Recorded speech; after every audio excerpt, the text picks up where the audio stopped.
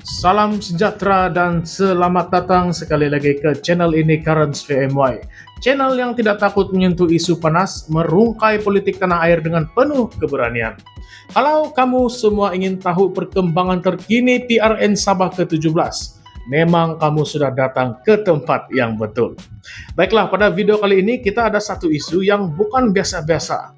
Isu ini penuh dengan drama, pengkhianatan, strategi politik, dan mungkin juga permulaan kepada perubahan besar dalam lanskap politik Sabah.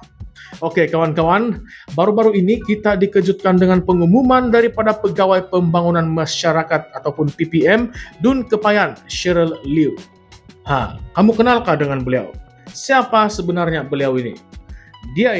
Beliau ini bukanlah calang-calang orangnya. Dia adalah orang kanan kepada Adun Kepayan sendiri, Chani Lasimbang dari DAP. Tapi sekarang Cheryl membuat satu pusingan U-turn yang sangat mengejutkan.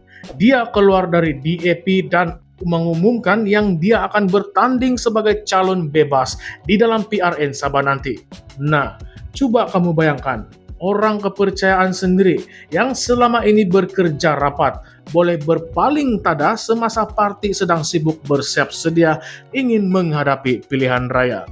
Yang lebih menarik, pengumuman Cheryl ini bukanlah berlaku secara senyap-senyap. Beliau membuat pengumuman tersebut dalam satu majelis bersama ahli parlimen Kudat, Datuk Verdon Bahanda, seorang ahli parlimen bebas yang kini mengetuai satu gerakan baru yang dipanggil Gelombang Hitam. Nah, nama pun sudah cukup menggerunkan. Gerakan ini katanya akan menghantar antara 10 hinggalah 15 orang ataupun 15 calon bebas untuk bertanding di dalam PRN 17 nanti.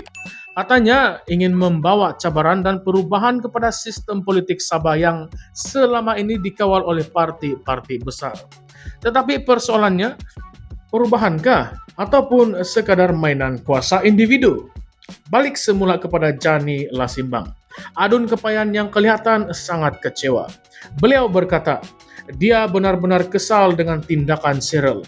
Katanya beliau sudah memberi kepercayaan penuh kepada Cheryl untuk bantu menyelesaikan aduan rakyat, memantau proyek-proyek pembangunan dan mengurus segala isu berkaitan Dun Kepayan. Tetapi apa yang dia dapat? Dia dikhianati dalam saat-saat genting, menjelang PRN lagi tuh. Dan lebih panas lagi, Chani terus menafikan tuduhan-tuduhan liar yang dilemparkan oleh bekas stafnya yang lain. Apain Soryun yang sekarang ligat menyebar fitnah di Facebook. Menurut Chani, Apain ini diberhentikan karena prestasi kerja yang sangat lemah dan sering ponteng kerja serta mesyuarat penting. Kalau kamu rasa cerita ini sudah cukup panas, tunggu, relax, jangan dulu. DAP Sabah pun tidak duduk diam. Timbalan pengurusi DAP Sabah, Datuk Chan Fung Hin, terus mengeluarkan kenyataan keras mengecam tindakan ahli-ahli parti yang tiba-tiba keluar untuk bertanding bebas.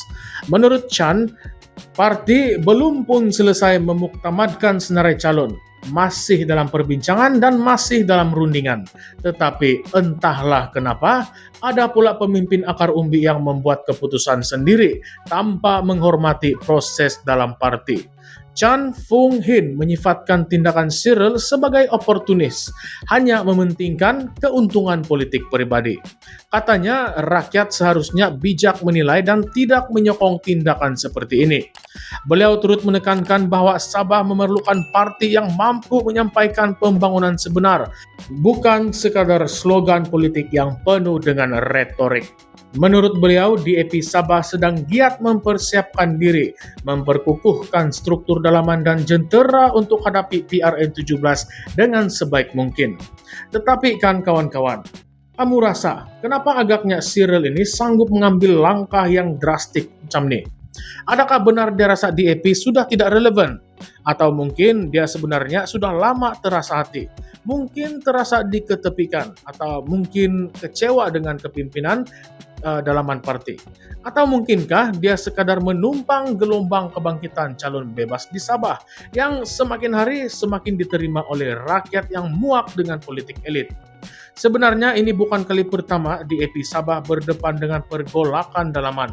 Dalam PRU 15 yang lepas sudah ada sorak-sorak dari DAP SY yang meluahkan rasa tidak puas hati apabila parti meletakkan calon payung terjun dari Semenanjung untuk bertanding di Sabah. Nah, jadi perkara ini membuatkan orang tempatan merasa tidak dihargai. Masa itu pun ada pemimpin muda letak jawatan sebab tidak setuju dengan cara pemilihan calon. Jadi kalau kita letak semuanya dalam konteks sekarang, tindakan Cyril ini mungkin bukan sesuatu yang datang tiba-tiba. Mungkin ini adalah kemuncak kepada kekecewaan yang sudah lama terpendam. Dan bila kita tengok gerakan gelombang hitam pula, wah ini sudah mula menjadi sangat menarik. Verdon Bahanda, walaupun bebas, semakin kelihatan sebagai figura yang berjaya mengumpulkan pemimpin-pemimpin kecewa, orang-orang yang mungkin sebelum ini diam dalam parti, tetapi sebenarnya sudah lama mau keluar dari kerangka politik lama. Tapi adakah gerakan ini benar-benar tulus ingin membawa perubahan untuk rakyat? Atau sekadar platform baru untuk kepentingan pribadi mereka?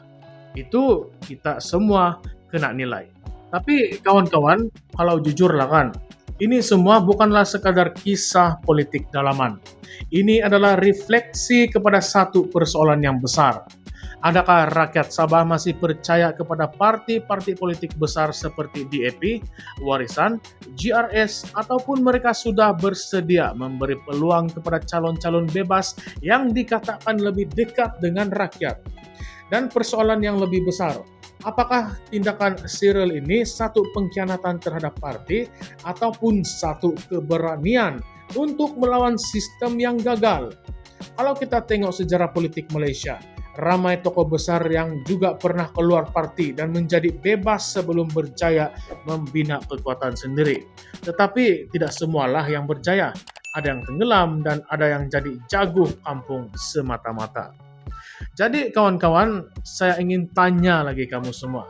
Kalau kamu jadi pengundi di Dun Kepayan, kamu mau undi siapa? Cyril yang bebas ataupun calon DAP yang baru nanti?